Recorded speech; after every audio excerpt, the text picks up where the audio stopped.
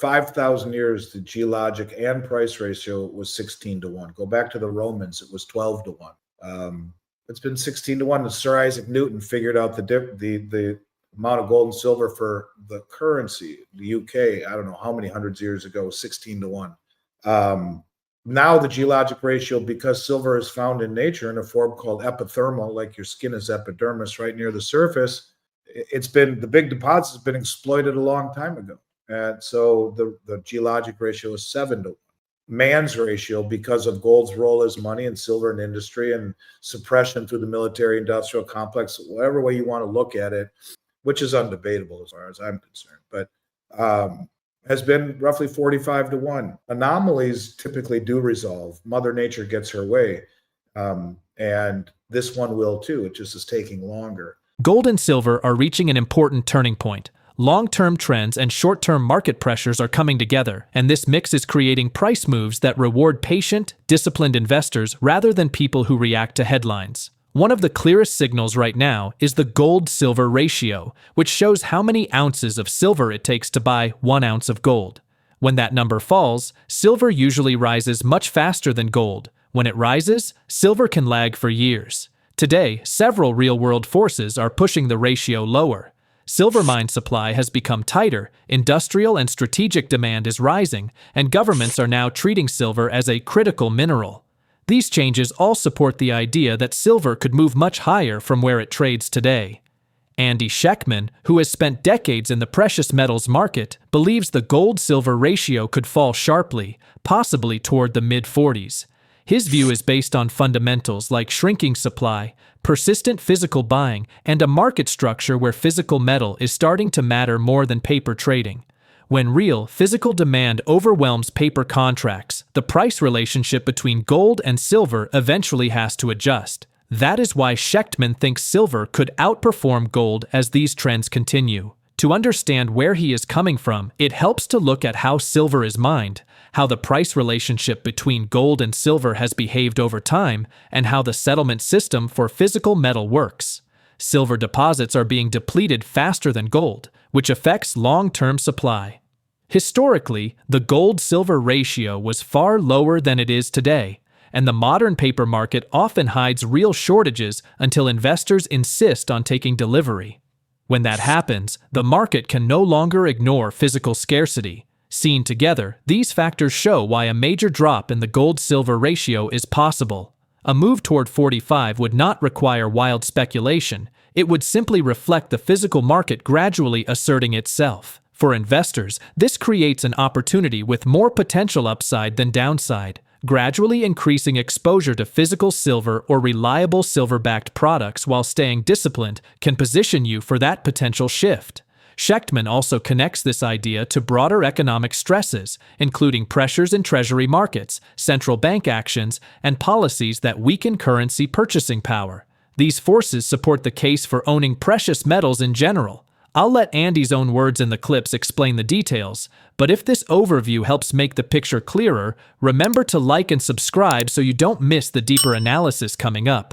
We appreciate the support and hope you enjoy the video. I think it could have been even a higher day this year had the CME group not shut down for 12 hours in the middle of the night Friday till Friday morning, claiming a overheating server, if you will, for the metals markets. Yet it's about you're talking the middle of the night.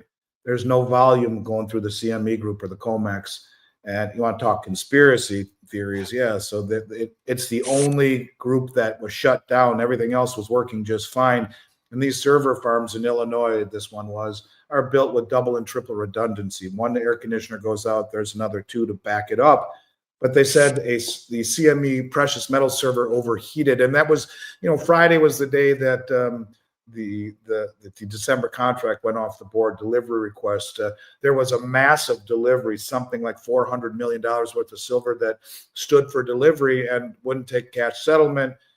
You have short positions. You have silver breaking out in Asia that night as it popped above $54, and the CME just happens to have a cooling failure in their servers for precious metals, but nothing else, not Forex, not interest rates, not equities, just in precious metals for 12 hours until it came back on.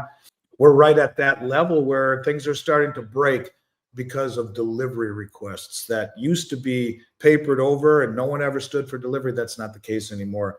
And so being naked short to a massive level, like some of these idiots are, is creating a very big problem. We saw it earlier in the year with the LBMA in London, where they said, no, it's not T plus 1 day, meaning trade plus 1 day the next day. The third day, the bars that you own should be moving your way or into your account. No, it's T plus 8 weeks. We're sorry, Jared, because there's a backup, a shortage of manpower and trucks in London. The Bank of England can't get enough in the way of trucks. So it's T plus 8 weeks for those bars that you were anticipating in 3 days. We're sorry about it. We're seeing that happen. And now it's happening here, right as the United States government makes silver a critical mineral, reclassifying it a critical mineral, putting a floor underneath it, a policy, a national security floor, right as it's breaking out across the globe, breaking through its 45-year cup and handle, breaking through all resistance, breaking through price levels in China before it opens in the United States. And everything you can think of screams of Fugazi. So yeah, I think it will only go higher from here. But then today we started to see it swing back up for silver. It seems like it's really hard for them to keep it down, even if they want to. Yeah, well, that's physical demand overwhelming the paper shenanigans. With silver, it could be short covering, where they knock it down coming into New York. It was down almost $1, and then bang, it comes right back up after they cover their positions. Who knows what it is that does it? But nonetheless, you're right. In years past, that they would step on its neck and then cripple it. It wouldn't come back. Now it does, whether it be right away, like we saw today, or over a period of days. When silver went up for 9 straight weeks, no one complained. And then for a week or two, it got beat up. It fell below 50. Everyone said it's over. It's never going to sell your silver. Sell it. It's a joke. It was right back up to 58. The market wants to take as few people along for the ride as possible, Jared. And I think that you have to have strong fingertips sometimes. That's why so few people succeed in investing. That's why there's a whole school of investing ideology called wave theory, Kondratiev and Elliott wave, that speak to human emotions drive the markets. And people got very emotional when the market moved down over a period of a week or two, but not a word out of them and when it went up for 9 straight weeks. So emotions can get the better of people. Do you have any take on what may happen with interest rates in December from the Fed? And, how do you think that's going to affect gold and silver prices? I think they have but no choice to continue to do it. The problems in the repo market, the problems with the labor market, they have no choice. They'll lower rates again. And if you think about it, they're at the best they've gotten is 50% away from their target. That's not real accurate when you're 50% away. So trying to throw a ball 100 yards and make it to the 50-yard line, not going to work probably for your Hail Mary. Not to say anyone can throw it 100 yards, but you got my point. So, and not yet they're giving into inflation. They're giving up on inflation, giving into the economy at a period of time when they're not even 50% away from their target. And the measurement that they use is all messed up. The CPI issued by the BS, the BLS, where they exclude food, energy, and housing and continually pull things out that are inflating like coffee and substitute it with tea. Because surely no one would buy coffee if the price was going that high. These are the types of hedonics that they use to fit their inflationary agenda. The real level of inflation is 11%, according to Shadow Stats, which just measures it based upon the way it used to be under previous administrations like Carter and Reagan before it was completely changed. And so, inflation is much higher than we're told. And they're going to give into it through lowering rates, through quantitative easing, through the reduction or end of quantitative tightening. They won't continue to sell assets off their balance sheet. It's not good. And you can expect a weakening dollar. They say the dollar is only down 9% this year against a basket of crap currencies, that being the dollar index. But look at it against gold or silver or platinum. Yep. It's down 70+% against platinum and gold and almost 100% against silver. So what is the reality? Is the dollar down 10% or 80 or 90%? It's down against gold, silver, and platinum. Real measuring sticks, I would say gold being the best, almost 75% this. Look at it last year. The 10-year treasury was up 4%. Gold was up 45%. Why would anyone hold our treasuries? Why would anybody? It's doubled the performance, that being the gold, over the 10-year treasury for the last 25 years. Why would anyone hold any duration financial instrument of the US government when we are as fiscally irresponsible as we are, and have signaled to the world, screw austerity. We're just going to print. Where in the 6 weeks we were shut down, we added 600 billion to the debt.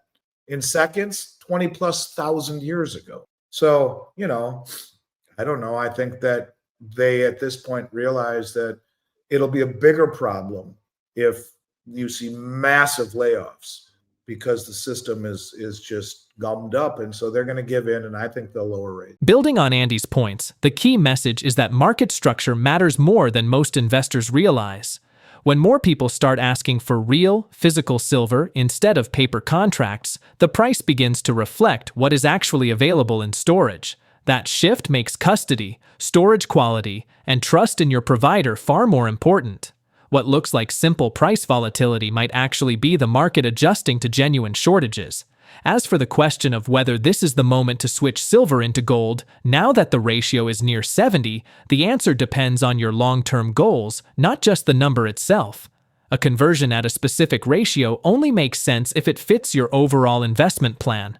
For many investors, it makes more sense to keep silver for diversification and gradually add gold over time. The key is to make decisions that follow your own rules instead of reacting to short-term moves or headlines. You shouldn't even think about it until it's 50 to 1, in my opinion. It's coming out of the ground at 7 to 1. It's averaged about 45 to 1 for the last 100 years, price-wise, and that was with a 16 to 1 geologic ratio. Now it's 7 to 1. It's disappearing. And the demand for it is out of control, with the U.S. government just classifying it a critical mineral. China doing the same thing and massively reducing exports. I would say to you that is definitely not the time to do. 5,000 years, the geologic and price ratio was 16 to 1. Go back to the Romans, it was 12 to 1. It's been 16 to 1. Sir Isaac Newton figured out the amount of gold and silver for the currency. The UK, I don't know how many hundreds of years ago, 16 to 1. Now the geologic ratio, because silver is found in nature in a form called epithermal, like your skin is epidermis right near the surface, the big deposits have been exploited a long time ago. And so the geologic ratio is 7 to 1. Man's ratio, because of gold's role as money and silver in industry and suppression through the military industrial complex, whatever way you want to look at it, which is undebatable as far as I'm concerned, but has been roughly 45 to 1. The further away you get from historical averages, the greater the magneticism that pulls you back. I live in Delray Beach, Florida, on a golf course. If I spent 50 years in Minnesota. I have two snowmobiles in my sister's garage in Minnesota. I used to love to go snowmobiling every year, and I still do, but haven't gone for a few years. If I woke up to 4 feet of snow on the first tee box here, I wouldn't call my sister and say, ship me my snowmobile, because I would know it's an anomaly. Now, price anomalies can stay irrational longer than you can stay solvent. That's an old market truism. But anomalies typically do resolve. Mother Nature gets her way. And this one will too. It just is taking longer. But if you realize it comes out of the ground at 7 to 1 and it's averaged roughly 45 to 1, then why wait? Why not wait until it gets to that point? You're talking, 50% less than you could otherwise get if it just gets to its average. And just getting to its average is a double. And that average is almost 150 years long. And it would still be 6 times higher than it's coming out of the ground at 7 to 1. Do you see Warren Buffett potentially going into the gold and silver market and using some of those funds to buy in? Or do you think he's got another strategy altogether? I really don't know what he thinks. I mean, he's a very old man. I think he's thinking about his legacy more than anything. I wouldn't be surprised if he owns a good bunch of it himself. Just says the opposite. The fact that he is in cash the way that he is, the fact that gold is up 70% and the S&P is up 16% amidst the greatest tech boom in history with the AI, and the insiders are selling $2 billion a week since June. It's not just Buffett. You got Bezos sold $7 billion in Amazon. You got insiders and board members of NVIDIA dumping a couple billion in stocks. You got Zuckerberg dumping, Jamie Dimon dumping, and the institutionals dumping, as the public is all in on stocks. The largest allocation to stocks they've ever had, 45% or so. of the market is by retail investors. The largest exposure to options, which is speculation, and the largest exposure to margin debt, which is leverage, at all time, 1.5 trillion in margin debt, as the insiders are selling. And who the hell is buying billions and billions and billions and billions worth of gold and silver since November? Every month, we're net importers of gold for the first time in my career, and other than brief episodes, maybe ever. So who's buying all this gold? People at that level don't do things just for the hell of it. They know what's coming. At the same time, they're quietly exiting the equity markets as the public's all in. So I would say, whether or not Warren owns it, I think it is being accumulated by the most well-funded and well-informed traders in the world. And you can see that not only by the bleeding down of metals out of the LBMA, the massive deliveries way out of the ordinary every single month here on COMEX. Again, just the first 2 days of the COMEX contract, the December delivery, and I didn't see yesterday, which had been the third day. You're talking, I don't know, 15, 8. Well, let me give you the exact numbers, but billions and billions. So far, just in the first 2 days of the December contract, but this has been like this every single month. The first 2 days of the December contract, because it's important, it speaks to the biggest money in the world. Okay, day one, December silver contract, 7,330 contracts stood for delivery. That's 36.65 million ounces, worth more than $2 billion. Not a record. April saw 11,692. And as mentioned further up in the daily delivery report, we're only into day two of the December deliveries, and there's already been 2.397 million ounces of gold delivered, plus a knee-wobbling 41.525 million ounces of silver issued and stopped. Those are in 2 days. You're talking billions of dollars worth of gold and silver every single month. Who the hell is doing it? That's the insiders, who are the most well-informed, the same ones that are leaving the equity. You wonder if Warren is in there? Probably is, through some sort of a fund or whatnot. And when you buy stuff on the CME, there's no disclosure. If you're a massive bank, you have the COT report, Commitment of Traders, which shows the positioning of the biggest banks. You can see and figure out probably who bought, who sold. But, the biggest money in the world are draining the exchanges and standing for delivery as the public is doing the opposite. When you put the full argument together, the case for silver becomes clear. Silver supply is tightening, industrial and strategic demand is rising, governments are placing more importance on the metal, and the settlement system is starting to reward those who own physical metal rather than paper claims. If these pressures continue, the gold-silver ratio falling toward the mid-40s is a realistic outcome based on supply and demand rather than speculation. Such a move would likely outperform many bonds and stocks in real terms, especially if currencies continue to lose purchasing power. That said, nothing is guaranteed. There are risks, including temporary drops in industrial demand, central bank interventions that calm markets for a while, or sudden changes in mining conditions that boost supply. Markets can also stay out of balance longer than anyone expects, which is why careful risk management remains important. A sensible approach is to build silver exposure in a way that matches your comfort level and understanding. Some investors may prefer to focus on allocated physical silver or trusted bullion accounts. Others may choose more liquid options like silver funds.